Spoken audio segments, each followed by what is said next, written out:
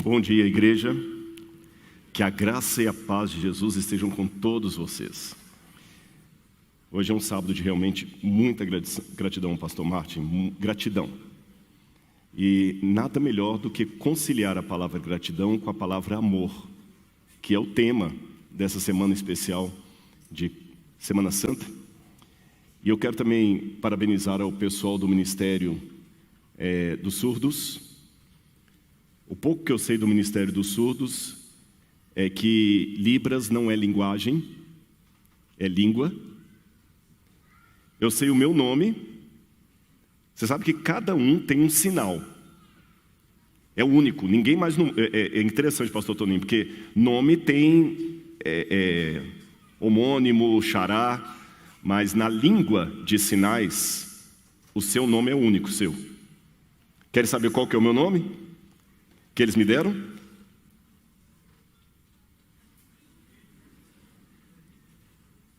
Esse é o meu nome. E porque eu aprendi que eles pegam um detalhe físico de você e aquele detalhe vira o seu nome. E eu nunca sabia que eu tinha uma marca aqui no queixo. Vou conversar com o Novo Tempo para melhorar essa maquiagem aí, pastor, porque perceberam. E hoje eu aumentei em 1/3 o meu vocabulário em língua de sinais. Que só tinha 2 palavras, então aprendi mais uma. Jesus, Deus. Também palmas, eu bati palmas para vocês. Quando eu soube que eu fiz assim, gente, eu não estava... É porque vocês estavam aplaudindo, eu estava traduzindo para eles. E achei tão bonito a palavra consolo. Vocês perceberam isso? Lindo. Deus abençoe vocês. Tá bom? E só mais uma informação antes da gente começar. Eu fiz um story agora de manhã. Você que está assistindo de casa, você ainda tem 30 segundos para mandar o link dessa programação para algum amigo, parente, inimigo. Ele precisa se converter também. Mande para todo mundo, tá bom? Se você estiver assistindo esse sermão ao vivo, que a graça e a paz de Jesus esteja com você onde você estiver.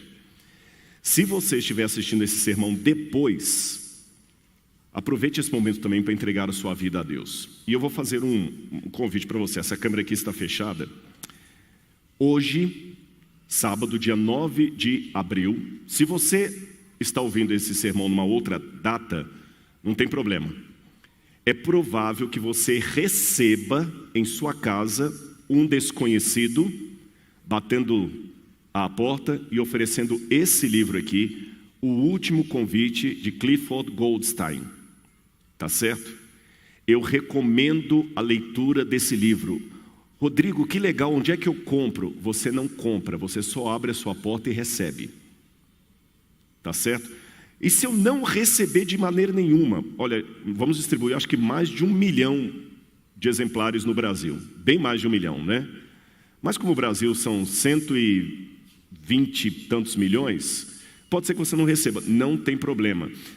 Você pode depois acessar o site www.esperanca.com.br e você pode baixar o livro gratuitamente.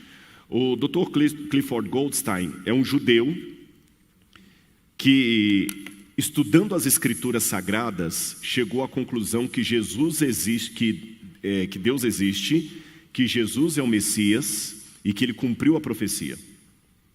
E o Dr. Clifford Goldstein hoje ele espalha esse convite sobre Jesus por todo o mundo. Ele mora hoje em Maryland, nos Estados Unidos. Eu recomendo a leitura desse livro, tá bom? Alguém pode falar assim, Rodrigo, mas negócio de religião, ficar batendo na porta da gente, ninguém pediu isso. Para que eu vou receber? Sabe, tem uma coisa na internet chamada YouTube, que tem um primo chamado algoritmo, que quando você às vezes quer assistir um vídeo de cachorrinho no Instagram, no YouTube, ele começa a mandar propaganda do que você não quer. É verdade ou não é? Bom, pelo menos você acha que não quer, né? Alguns dizem que o algoritmo adivinha suas vontades, eu não sei. E você não reclama. O YouTube pede licença a você para fazer a propaganda? Você para de assistir por causa disso? Não, não é isso? Mesmo que ele mostre a propaganda, você continua assistindo. Sabe por que eles fazem a propaganda? Porque eles acham que aquele produto é bom e querem vender para você. Muito bem. Eu acho que esse produto é bom e quero dar para você. Tá certo? Isso aqui é muito bom, vale a pena, é cultura. Eu vou falar até de uma maneira mais clara. Quando eu era criança, eu lembro que a gente pegava ônibus em Belo Horizonte e entrava sempre um menino falando assim: olha, eu podia estar aqui roubando, vendendo tóxico, mas eu estou aqui humildemente para oferecer meu serviço, então eu poderia estar aqui vendendo tóxico, mas eu estou falando, leiam o livro O Último Convite, tá bom? E vou falar mais. Se você conhece alguém que é membro da Igreja Adventista e você me assiste nas redes sociais, olha, você é adventista, meu amigo? Pois é, o Rodrigo Silva falou que você me dá um livro, O Último Convite, se vire. E agora eu não posso passar aperto, pastor Márcio, eu tenho que arrumar convite para os nossos convidados aqui, viu? O livro para eles, tá bom? No final nós vamos dar para vocês também. Muito bem, meus queridos, anúncio feito, eu gostaria de agora falar um pouquinho com vocês sobre a palavra de Deus. Eu quero que o Espírito Santo fale ao seu coração agora, onde quer que você esteja, de que maneira você estiver. Um dos versículos mais lindos da Bíblia, que fala sobre o amor de Deus, e eu até intitulei esse sermão, O Amor de Deus, uma verdade surpreendente. Porque eu acho que para muitos aqui eu vou falar algo sobre o amor de Deus, que mesmo quem já é crente velho de casa, talvez vai se surpreender. O livro de João, capítulo 3, versículo 16, é o Evangelho resumido num versículo. Foi o primeiro verso que eu decorei quando eu conheci a Bíblia. Mas mesmo decorado, é bom você abrir a sua Bíblia ou acessar no seu smartphone e ler comigo. Evangelho de João, capítulo 3, versículo 16. Porque Deus amou ao mundo de tal maneira que deu o seu Filho unigênito, ou seu Filho único, para que todo o que nele crê não pereça, mas tenha a vida eterna. Meus queridos, esse sermão, esse verso, ele é tão forte, que eu conheci uma história trágica, mas com um final surpreendente. Um falecido teólogo adventista, chamado pastor José Monteiro, os mais antigos da igreja devem se lembrar dele. Foi professor de uma escola irmã que ficava lá em Belém de Maria, em Pernambuco. E esse pastor era um gênio. Ele foi para a Universidade de Andrews, nos Estados Unidos, fazer os seus estudos mais graduados. E ele tirava as maiores notas da Universidade de Andrews. E houve um acidente automobilístico com ele, que ele teve um traumatismo craniano e perdeu 70% da capacidade mental dele. Eu testemunhei o que vou dizer para vocês. Eu fui visitá-lo lá no ENA com a esposa, e a esposa me contou, e ele começava a chorar toda vez que contava essa história, que depois do acidente ele entrava na biblioteca dele e ficava um tempão lá dentro. E quando contavam que ele era professor daquelas matérias, e um dia a esposa o viu lendo um livro demorado, e ela falou: venha, meu amor, não é que eu estou vendo aqui, mas é coisa tão profunda. E ela falou: meu bem, foi você que escreveu esse livro. E ele chorou e falou: eu não sei como é que eu escrevi isso.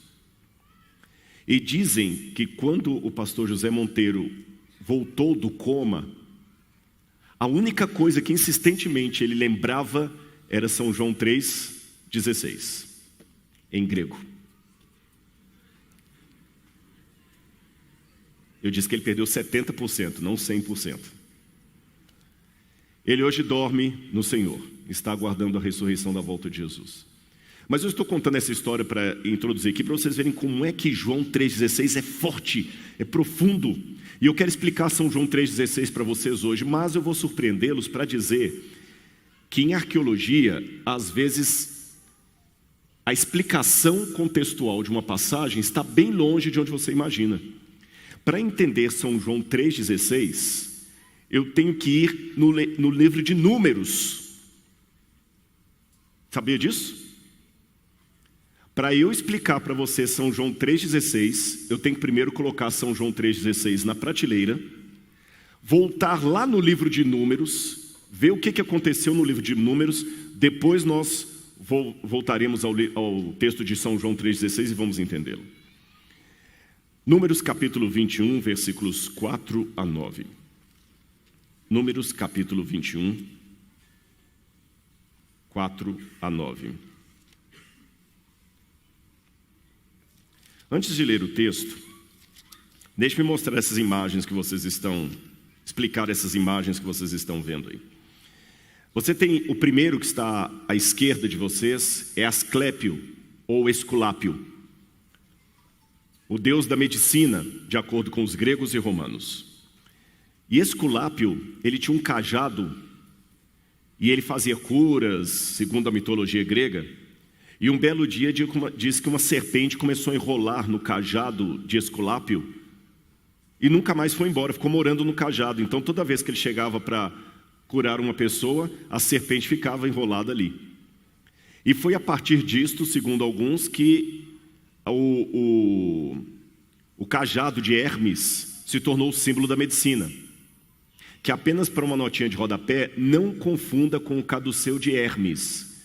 Hermes era um outro deus da mitologia, o segundo no quadro ali, que era o mensageiro dos deuses, e ele tinha também um caduceu com duas serpentes entrelaçadas e umas asinhas assim. O terceiro objeto é um copo do rei Gudea, que viveu na época de Abraão. E ele também tinha serpentes ali como símbolo de cura.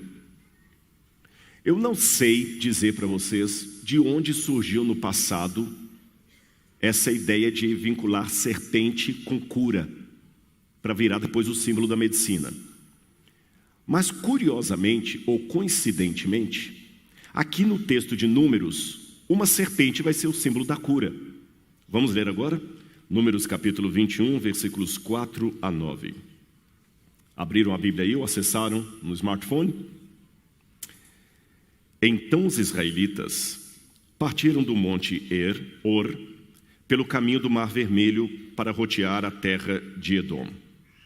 Mas o povo se tornou impaciente no caminho e falou contra Deus e contra Moisés, dizendo: por que vocês nos tiraram do Egito para que morramos nesse deserto onde não há pão nem água? E estamos enjoados dessa comida ruim. Detalhe: a comida ruim era o pão que Deus provinha. Então o Senhor mandou para o meio do povo cobras venenosas, que mordiam o povo, e morreram muitos do povo de Israel. Então o povo foi a Moisés e disse: Moisés, nós pecamos porque falamos contra o Senhor Deus e contra você. Ore ao Senhor pedindo que tire de nós as cobras. Então Moisés orou pelo povo, e o Senhor disse a Moisés: faça uma serpente e coloque-a sobre uma haste. Quem for mordido, olhe para ela e viverá. Moisés fez uma serpente de bronze e a pôs sobre uma haste. Quando alguém era mordido por uma cobra e olhava para a serpente de bronze, ficava curado. Ficava curado. Interessante, o povo estava no deserto. A maior prova que eu tenho de que milagre não conduz à fé é que o povo de Israel viu um monte de milagre, e mesmo assim adorou o bezerro de ouro e praticou isso aqui. Tem pessoas que dizem como Tomé: se eu vir, eu crerei. Mas mesmo vendo, você pode não crer. Aí eu faço uma pergunta: por que tanta insistência no mal? Por que o Egito atraía tanto aquele povo? No Egito eles eram escravos. Era a chibata do faraó. Era o chicote dos egípcios. Por que eles tinham tanta saudade do Egito? E você vai entender o que isso tem a ver com João 3,16. Por que o Egito atrai tanto? Por que a idolatria, o bezerro de ouro? E eu quero falar aqui, aproveitando que nós temos alunos do curso de psicologia, eu vou falar sobre a psicologia da idolatria e o preço da aceitação a qualquer custo. Eu vou explicar isso aqui para vocês. Tem um livro de Luciana Santana de Menezes que eu li, muito interessante, Pânico, Efeito do Desamparo na Contemporaneidade. É um livro que ela escreveu sobre Freud, especialmente a obra de Freud, O Mal-Estar na Civilização. Os irmãos talvez vão se surpreender, mas eu leio muitos autores ateus e céticos. Primeiro, porque eu preciso saber o que eles dizem, até para saber porque eu discordo deles. Segundo, porque eu descubro às vezes em autores ateus e céticos o mesmo argumento que eu preciso para convencê-lo que Deus existe. E eu vou dar um exemplo com Freud. Freud era ateu, mas Freud dizia que nós temos uma carência de um pai superior. Isso. Então, quando eu digo para um ateu que você está carente, eu não preciso nem abrir a Bíblia no primeiro momento da conversa. Basta citar Freud, o pai da psicanálise. E apesar das minhas discordâncias com Freud, eu não vou fechar os olhos para a genialidade dele, o insight dele sobre o inconsciente, maravilhoso. E Freud dizia, e aí a Luciana Santana faz esse apanhado, que nós hoje temos um efeito de pânico que é resultado da sensação de desamparo. E esse pânico aqui, ela explica com base no livro de Freud, não é o pânico de síndrome do pânico. É um pânico generalizado, não um pânico diagnosticado. E por que esse pânico? Porque nós nos sentimos desamparados. Aí na tentativa de proteção contra o desamparo, olha o que o livro diz. Na tentativa de proteção contra o desamparo, o sujeito pode fazer uso de modalidades subjetivas que privilegiam o masoquismo. O que é masoquismo? Prazer no sofrimento. O pânico seria o efeito do desamparo na contemporaneidade, uma forma de padecimento em que está em jogo o masoquismo como figura de servidão. Aí eu comecei a entender a psicologia da idolatria de Israel. Eles, por não terem uma relação efetiva com Deus, se sentiam desamparados. Porque coloca uma coisa na sua cabeça e nunca se esqueça disso. Você pode negar, você pode cuspir, você pode argumentar, mas existe um vazio com forma de Deus no seu coração. E quando você não preenche esse vazio com forma de Deus, o seu desespero vai ser de preencher esse vazio com o ídolo. Mas como o ídolo não é suficiente, você se sente desamparado. E por se sentir desamparado, você começa inconscientemente, olha o Freud aí, a ser um servidor do masoquismo e um escravo do seu ídolo.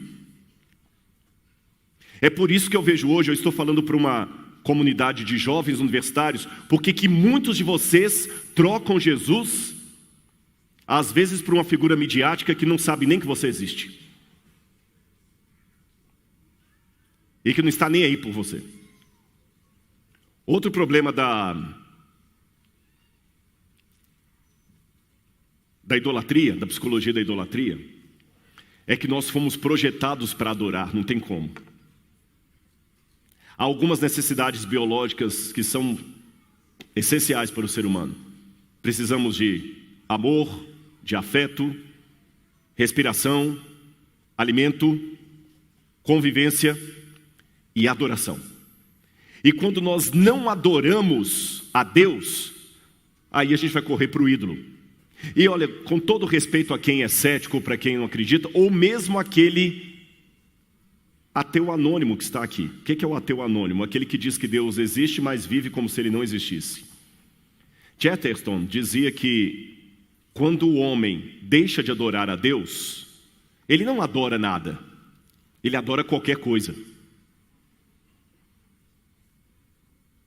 Ele adora qualquer coisa.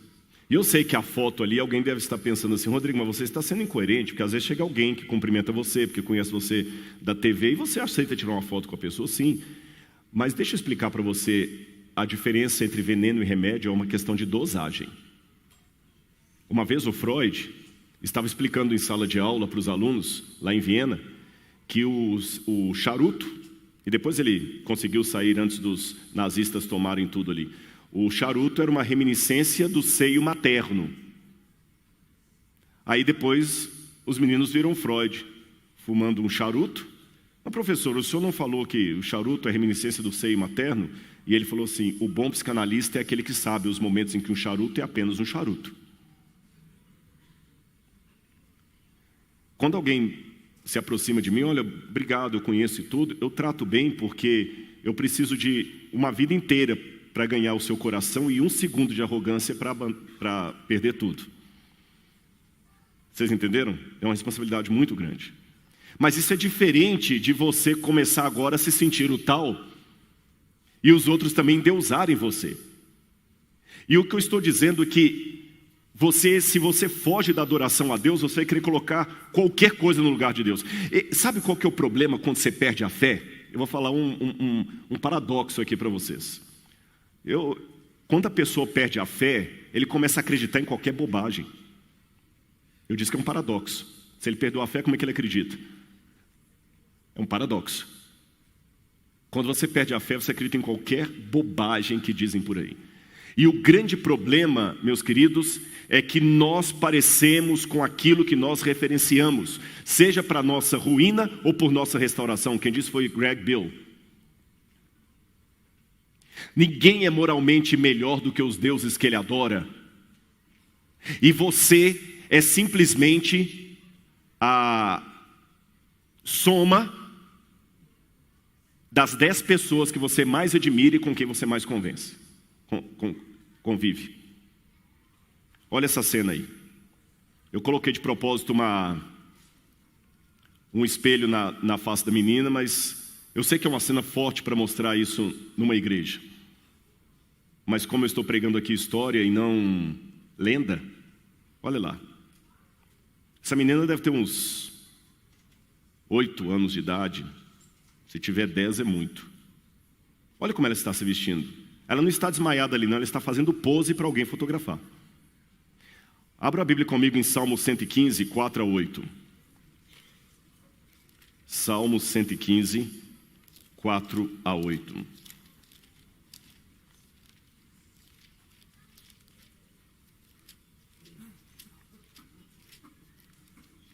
Eu vou ler aqui na minha tradução. Os ídolos das nações são prata e ouro. Talvez eu diria, os ídolos da atualidade são música e rebolado.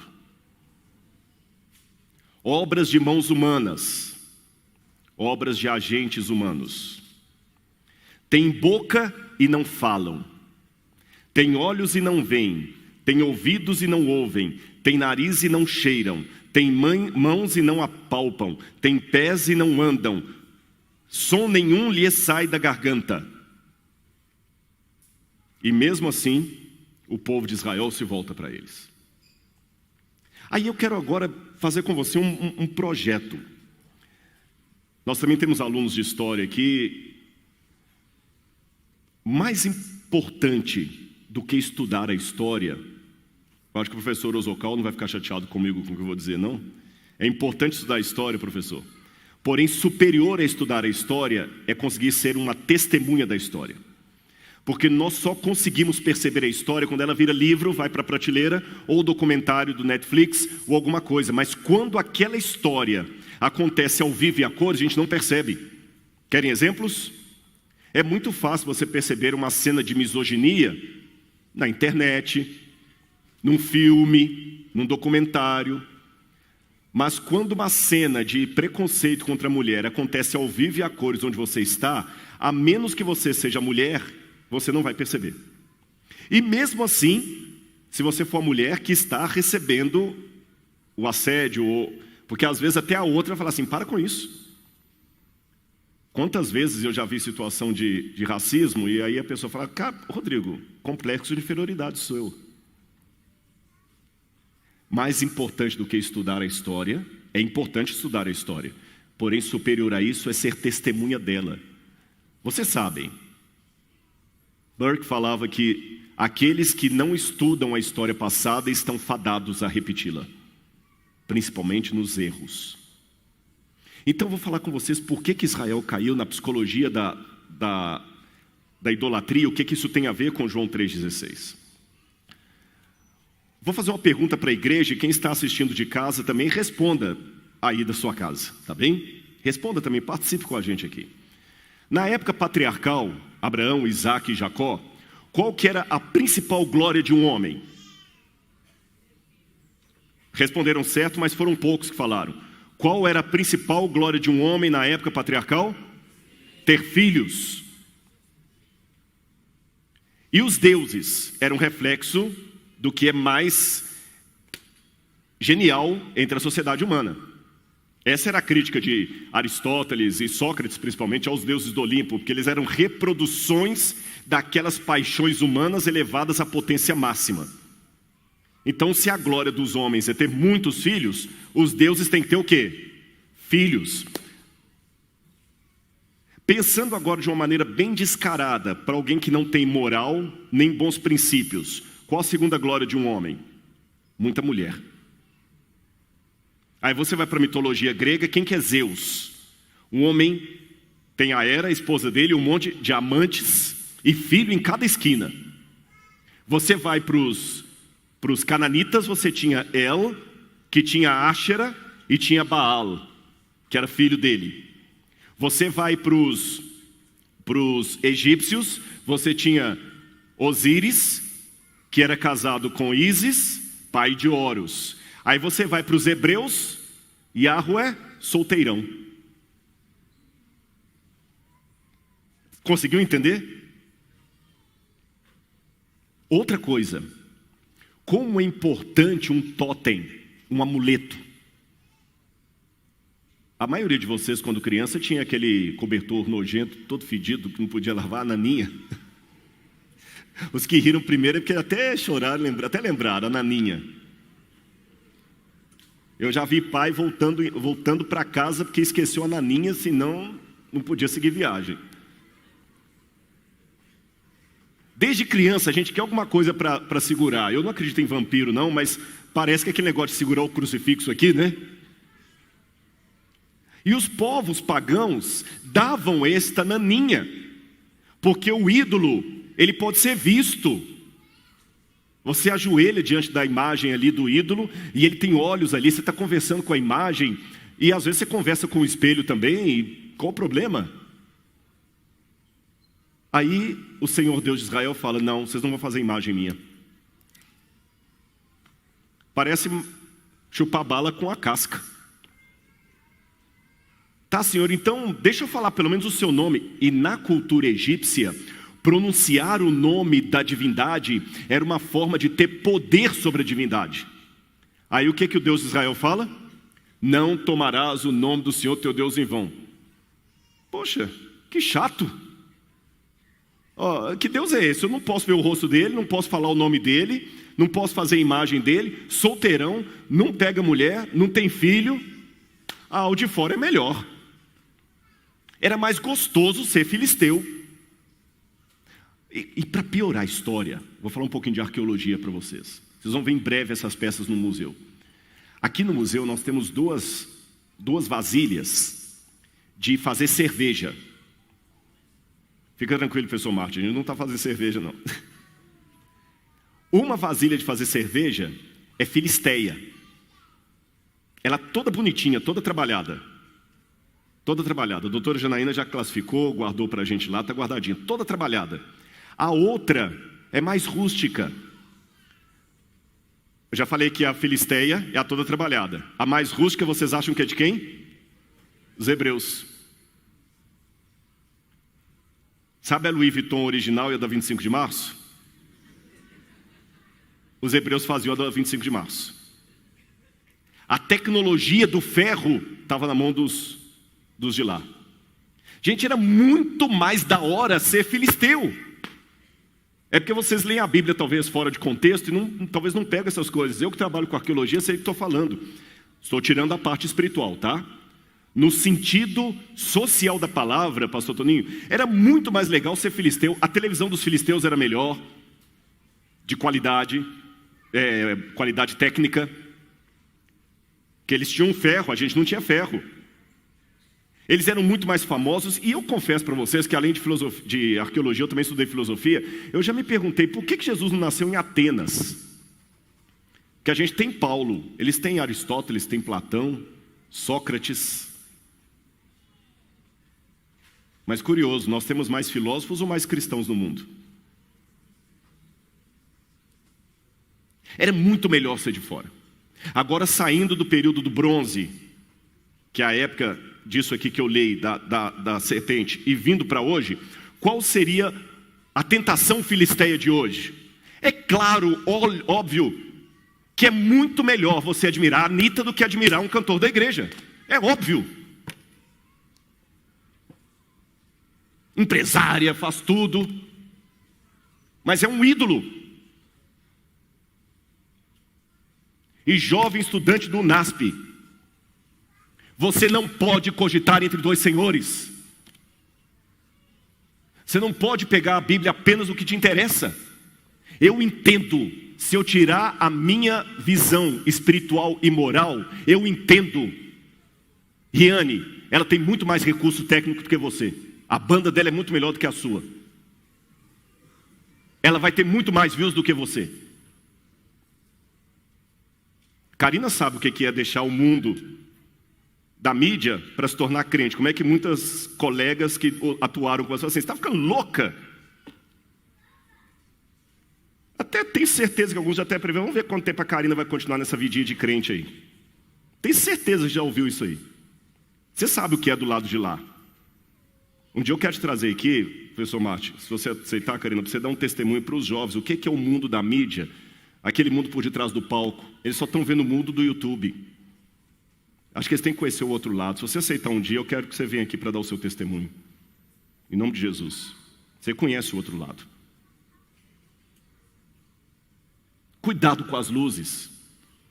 Cuidado. Olha, eu gosto muito de... Deixa eu ver uma coisa que eu gosto. Meu bem, me ajuda aí. A cachorro, eu queria algo de comer. A cachorro quente. Que pareceu o Hitler ali. A cachorro quente com salsicha dá super bom. Ah, desculpa aí. Não. Mas eu não vou comer um cachorro quente que está no lixo. Mas ele está limpinho. Ignora o redor, pega só o cachorro quente. É isso que muitas vezes querem insistir com você. Ah, eu sei que tem pornografia nisso aqui, mas ela canta tão legal. Eu sei que tem coisa que é contra Jesus aqui, mas qual é o problema? E jovens, eu já estou cansado, porque a gente vive num mundo que tudo hoje é proibido. Eu posso ser cancelado amanhã, porque eu fui... Amanhã talvez a Novo Tempo possa ter que tirar o Evidências do ar, porque eu falei uma frase que nem foi nada contra os princípios da igreja, mas porque foi contra os princípios que estão postos hoje, e a pressão vai ser tão grande de processo, por causa de uma frase mal falada. Agora, se eu falar alguma coisa contra esses princípios, você vai me cancelar. Mas se eu falar contra Jesus, você vai continuar me admirando? Se eu cuspir na Bíblia, você continua me achando cara? E cuidado, vocês já viram essa imagem antes? Lembra o que eu falei, professor Helder, de estudar a história e além disso interpretá-la? É fácil hoje olhar para essa imagem e falar, esse homem era um demônio. É fácil hoje questionar o nazismo. Mas olha aqueles jovens ali saudando o Hitler, o Führer. Todos iludidos, achando que ele era o salvador da Alemanha e do mundo. Olha para mim aqui agora, deixa o Hitler um pouquinho lá. Você acha que é tão mais esperto do que aqueles garotinhos alemães, a ponto de não ser iludido por um novo tipo de hitlerismo que ocorresse hoje? Cuidado. Hoje é fácil falar assim, olha que bando de idiotas, saudando o outro idiota. Hoje é fácil falar, mas o diabo é esperto. Você sabe como mata um sapo fervido, né? Essa história é antiga. Você não vai jogá-lo na água fervendo de cara, você vai colocá-lo na água e fervendo aos poucos. Tem um outro livro que eu recomendo vocês a lerem, de Ernest Becker, sociólogo. Ele escreveu A Negação da Morte. E ele fala que quando ateus e secularistas convenceram o mundo de que Deus não existe, que não tem paraíso, e das duas uma, ou eles convenceram o mundo que Deus não existe, ou fizeram parecer que esse Deus é um futuro distante que nunca vai chegar. Porque cuidado, tem duas maneiras do diabo convencer vocês. Ele pode querer convencer você que Deus não existe, ou ele pode convencer você que Deus é igual academia, semana que vem eu começo. Aí o que nós colocamos no lugar de Deus? É o que eles chamam de romance apocalíptico. Olha a foto como os filmes apresentam hoje. Hoje nós temos a ideia de que nós queremos ser heróis e ter os nossos heróis. Só que isso não vai preencher o vazio. Nós temos um vazio com forma de Deus. E C.S. Lewis disse: se eu encontrar em mim um desejo que nenhuma experiência no mundo pode satisfazer, a explicação mais provável é que eu fui criado para outro mundo. Meu querido, você não quer ser empoderado. Você quer ser amado e redimido. Eu abri uma caixinha de perguntas no Instagram semana passada. E na caixinha de perguntas geralmente vem perguntas sobre Gênesis, arqueologia. Mas dessa vez, 70% das perguntas foram sobre problemas emocionais, tentativa de suicídio, pessoas que sofrem num lar abusivo. E será que nessa manhã eu estou pregando para pessoas que estão se sentindo mal?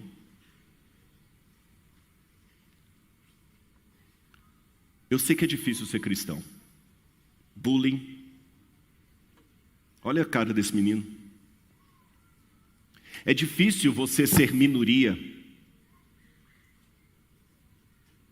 É difícil. Mas tenha coragem de ser minoria. Sabe por quê?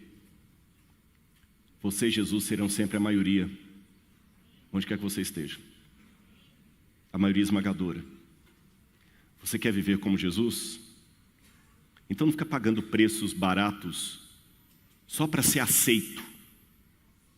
Você quer ser como Jesus? Então, aceite sofrer como Jesus. Eu sei que na idade que vocês estão, a vontade é ser amado. Poxa, eu quero ser curtido, eu quero vestir uma roupa que o pessoal fala: pô, cara, que legal. E não é pecado isso. Não é pecado isso. Lembra que eu falei que a diferença entre remédio e veneno é dosagem? Se eu não ligasse para a roupa, eu vinha de camiseta e short aqui para frente. Eu botei uma gravata hoje, falei: meu amor, tá esquisito. Ela olhou, falei: não precisa falar nada não. Se eu me amo a partir do que o Criador fez, eu tenho que cuidar do templo do Espírito Santo. Não tem problema. Se enfeite, mas não vire uma árvore de Natal.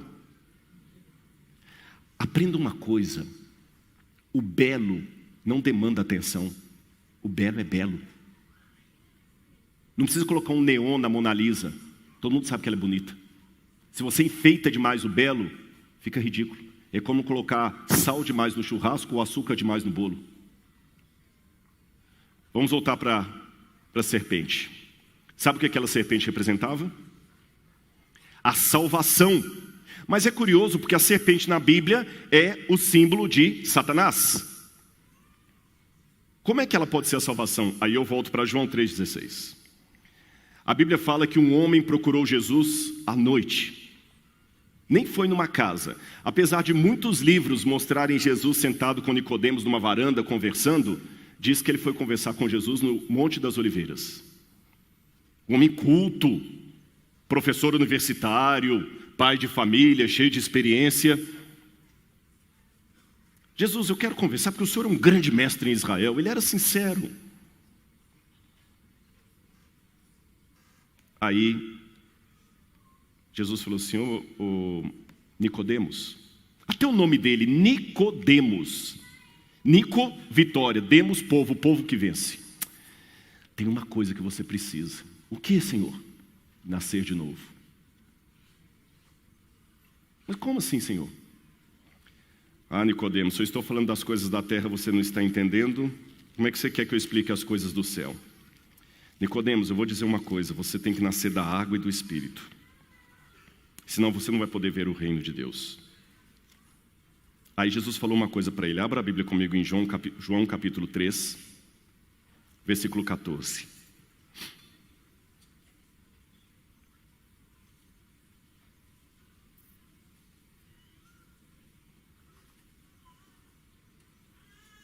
E assim como Moisés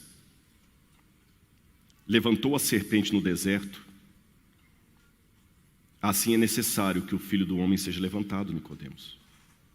Senhor, peraí, eu conheço essa história. O povo estava em rebelião contra Deus, começaram a ser picado por cobra. Eu nunca entendi aquilo. Por que Moisés pegou a serpente? Porque a serpente é símbolo de quê na Bíblia? Não ouvi. A serpente é símbolo de quê?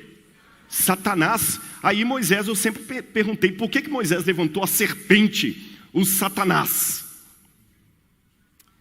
Aí Jesus falou assim, Moisés, Nicodemos, eu também serei levantado.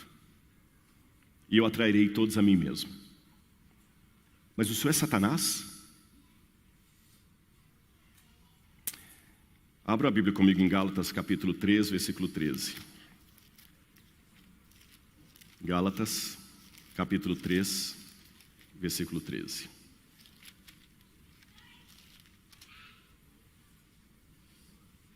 Cristo nos resgatou da maldição da lei, fazendo-se Ele próprio maldição em nosso lugar, porque está escrito, maldito todo aquele que for pendurado no madeiro. Meus queridos, a primeira surpresa que eu vou dar para vocês do amor de Deus é que, na minha opinião, Jesus, na cruz do Calvário, foi tratado como se ele fosse o próprio diabo. Eu sei que muita gente está assustada, nunca parei para pensar nisso. Eu sempre ouvi do cordeiro simbolizando Jesus. Mas Satanás é a serpente. Ele se fez maldição por você. Olha para mim aqui, nunca mais esqueça disso. Nem eu, nem o seu professor, nem sua namorada, seu namorado, seu marido, sua esposa, seu pai, sua mãe, ninguém ama você mais do que Jesus. Ele foi tratado como diabo por mim e por você. Ele morreu por mim e por você. E você pode perguntar, Rodrigo, mas se ele é Deus, ele é eterno, como pode um Deus eterno sinceramente morrer? Aí que vem a resposta. A teologia do esvaziamento. E eu quero ler a última passagem dessa manhã. Filipenses, capítulo 2, versículos 5 a 11. Filipenses, capítulo 2, versículos 5 a 11. Essa passagem foi lida ontem pelo pastor Edson Romero. Tenham entre vocês o mesmo modo de pensar de Cristo Jesus, que mesmo existindo na forma de Deus, não considerou ser igual a Deus algo que deveria ser retido a qualquer custo. Pelo contrário, ele se esvaziou assumindo a forma de servo, tornando-se semelhante aos seres humanos e reconhecido em figura humana. Ele se humilhou, tornando-se obediente até a morte e morte de cruz. Por isso também Deus o exaltou sobremaneira. Ele deu um nome que está acima de todo nome, para que ao nome de Jesus se dobre todo o joelho no céu, na terra e debaixo da terra, e toda língua confesse que Jesus Cristo é o Senhor, para a glória de Deus o Pai. Meus queridos, eu falo isso com força, sabe por quê? Em nome de Jesus, eu quero que vocês e eu sejamos salvos. Eu vou mostrar para você a dinâmica do que a gente acabou de ler e como é que pode um Deus eterno sinceramente morrer, porque eu me debati com isso por muito tempo na teologia. Se Jesus morreu de verdade, então ele não é eterno. Se ele é eterno, então ele não morreu de verdade. Se ele não morreu de verdade, como é que a morte na cruz é que me salva? Olha o que nós acabamos de ler. Jesus, existindo em forma de Deus, não ficou agarrado a isso, ele se esvaziou, kenosis em grego, assumindo a forma de servo. E depois que ele assumiu a forma de servo, ele se esvaziou mais ainda, até a morte de cruz. Imaginem que eu tivesse aqui um carro, uma BMW da mais cara. Só imaginar, gente. Custa nada. Se é para imaginar, não vamos imaginar com um fusquinha, né, professor Jeto? Tá bom, um Lamborghini. Vou ser mais humilde.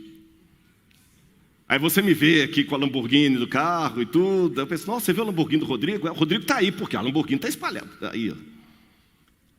Aí um belo dia você me vê andando com o professor Samuel aqui, num calor enorme a pé. Aí o professor Martin sobe e pergunta, uai, Rodrigo? Não, uai não. Bah, Rodrigo, ele é gaúcho. É que tem que traduzir, né? Não sei como é que ela conseguiu fazer isso ali, mas... Rodrigo, cadê o carro? Cadê sua Lamborghini? Fala assim, professor, eu deixei na garagem, porque o professor Samuel está com uma fobia, ele não anda de carro, ele precisa conversar comigo, o único jeito que eu tenho é andar a pé com ele. Aí imagina que o professor Márcio fala assim, por favor, rapaz, com aquele carrão ali, você tem que andar de carro. Eu falo assim, alto lá. Depois eu peço demissão, mas... Se eu sou obrigado a andar de Lamborghini porque eu tenho carro, quem que é dono de quem? Quem que é dono de quem? O carro. Se eu sou dono do carro, eu sou dono bastante para andar com ele ou sem ele. Eu perdi o meu carro? Perdi meu carro? Eu estou fingindo que estou andando a pé ou estou de fato andando a pé? Estou de fato andando a pé. Então Deus, o que Ele fez por amor de nós? Ele pegou alguns dos atributos dele e voluntariamente colocou na geladeira. Jesus não perdeu os dons dele, mas ele colocou na geladeira, colocou na garagem. Agora a diferença da minha ideia aqui é que a hora que eu acabar a conversa com o professor Samuel, eu vou voltar e vou dar uma esnobada com o meu carro aí de novo. Só que o preço que Jesus pagou para que você hoje esteja aqui no NASP é que o carro dele vai ficar na garagem para sempre. Como assim? Quando Jesus voltou para o céu, ele não voltou de maneira diferente, ele voltou num corpo humano. Não vou ler as passagens, só vou anotá-las aqui, depois você pode copiar e ler em casa. Hebreus capítulo 2, versículo 9, diz que Jesus foi feito pouco menor que os anjos. E diz que ele provou a morte por todos os homens, isto é, Jesus provou a morte eterna de Apocalipse. E a morte eterna de Apocalipse é uma morte de consequência eterna. De acordo com o Salmo 8, o ser humano foi criado pouco menor que os anjos. Olha para mim aqui. Quando Jesus deixou o céu, os anjos conversavam com ele assim. Quando ele voltou para o céu, os anjos conversavam com ele assim. Você entendeu? Porque se fomos criados um pouco menor do que os anjos e Jesus foi para o céu num corpo humano, ele agora em estatura é menor que os anjos. É a Bíblia que diz. Hebreus 10, 5 a 7 fala assim, porque antes corpo me formaste. Colossenses 2, verso 9 diz que em Cristo habita corporalmente toda a plenitude da divindade, corporalmente. Filipenses 3, 21 diz que quando nós formos para a glória depois da ressurreição, nós vamos ter um corpo semelhante ao da sua glória. Você vai ter um corpo glorioso igual ao de Jesus. Mas se ele é inigualável, o único jeito que tem de eu ter um corpo glorioso como o dele é se ele diminuiu. Hebreus 1, verso 2 diz que ele é o herdeiro do universo. E Hebreus 4, verso 15 diz que ele é sacerdote para todo sempre. Eu pergunto para vocês, por que precisamos de sacerdote? Por causa do pecado, correto? O sacerdócio existe por causa do pecado. O pecado vai durar por toda a eternidade? Então para que Jesus vai ser sacerdote por todo sempre? É porque mesmo que o pecado não dure pela eternidade, ele pagou um preço por toda a eternidade. Hebreus capítulo 2, versículo 11, Romanos 8, 29, diz que ele é o nosso irmão. Efésios 4, verso 3, diz que nós vamos atingir a sua glória. Quando ele ressuscita com um corpo humano, ele sobe para o céu com um corpo humano. Os anjos falam que ele vai voltar, assim como para o céu ele vai subir. E quando ele ressuscita, ele tem a marca ainda da crucifixão aqui. A Bíblia fala que ele é o primogênito dos que morrem e o primogênito dos que ressuscitam. Então a morte e a ressurreição de Jesus vai ser igual à nossa. E também você pode ler depois Apocalipse 21, 3, ele vai ficar com esse corpo por toda a eternidade. Toda a eternidade. Eu vou dar uma última ilustração para você entender. Olha no meu olho aqui agora. É como se para você ser salvo, eu precisasse ficar cego. Mas se a minha visão é divina, eu não tenho como perdê-la, mas eu posso fazer uma coisa. Voluntariamente eu fecho os meus olhos para sempre. Eu não perdi a minha capacidade de enxergar, mas eu voluntariamente me tornei cego. Ele vai ficar por toda a eternidade preso a um corpo humano com cicatrizes por sua causa. Sabe a marca daquele acidente automobilístico que te incomoda? Ela vai desaparecer na ressurreição. A dele não. Quando alguém me pergunta por que Deus permitiu o mal no universo, eu pergunto de volta, quem pagou o maior preço? Eu vou falar uma coisa aqui que não é heresia. Nem o diabo pagou o maior preço pela rebelião. Porque o diabo vai ser destruído. O único que vai ficar por toda a eternidade com as marcas da rebelião é o Filho de Deus. E ele mostrou as suas feridas depois da ressurreição. Zacarias 3, verso 6, tem um texto polêmico que eu não vou fazer a exegese dele aqui, mas é provável que alguns falam, nesse texto não é messiânico, mas eu acredito que é messiânico, numa outra oportunidade eu digo por quê. Que na eternidade vamos perguntar, que feridas são essas em tuas mãos? São as feridas que eu fui ferido na casa dos meus amigos. Depois eu explico por que eu acho que esse texto é messiânico e não dos falsos profetas. Uma última coisa aqui para você. Tem uma aparente contradição no Apocalipse. Porque Apocalipse capítulo 21 diz, eis o tabernáculo de Deus com o homem, o santuário de Deus com o homem. Aí mais à frente João fala, olhei o céu e não tinha tabernáculo nenhum. Tinha ou não tinha? Aí ele fala, porque o Cordeiro é o tabernáculo com eles. E o que é o tabernáculo? Jesus falou assim, o verbo se fez carne e armou o seu tabernáculo no meio de nós. Ele vai ficar para sempre num corpo humano retido por amor de você, e você ainda despreza por outra coisa. Eu, Rodrigo, posso decepcionar vocês. Eu louvo a Deus por muita gente que me segue nas redes sociais, curte que eu posso, glorificado seja o nome de Deus. Mas eu digo a você, eu posso decepcionar você porque eu sou humano, mas Ele não vai decepcionar você jamais. Você vem de um lar tóxico, você está sofrendo bullying, você está sofrendo pressão, tentação, deixa Jesus salvar você. Aceite a Jesus como seu salvador pessoal. E eu termino contando uma história e daqui a pouco eu vou pedir a Riane para cantar para nós. Eu sei que não é fácil ser cristão conservador num mundo de tanto achismo, de tanta luz, de tanta paetê, de tanta coisa boa, tanta coisa atrativa. Essa cena aí é do Castelo de Palatino em Roma. E no 2º século depois de Cristo, eles encontraram numa das paredes daquele... Era um colégio, professor Martin? Era um colégio, só da elite romana. Eles encontraram nesse colégio, numa das paredes ali, esse desenho. Perdão, voltou. Só voltar um aqui. Isso, esse desenho. O que vocês estão vendo aí? Eu coloquei o desenho de um lado e o original do outro. Um burro ou um asno crucificado. Opa, desculpa, passei rápido demais. Um burro ou um asno crucificado. E um jovem em posição de oração, escrevendo assim, Alexamenos sebete theon. O que a gente deduz desse desenho? Ele está voltando sozinho aqui. Esse Alexamenos deveria ser um cristão. Numa época em que o cristianismo não era a melhor opção. Era seita. E os coleguinhas ali, debochando dele, fizeram um desenho de uma cruz, 2º século. Colocaram um burro desenhado lá e escreveram, o Alexamenos adora o Deus dele. Só que numa outra sala mais embaixo, eles encontraram essa outra expressão aqui. A primeira estava em grego, essa está misturando grego com latim. Você vê que são letras de crianças. Alexamenos fidelis. Alexandre foi fiel. Alexamenos. Riane, vem aqui por gentileza.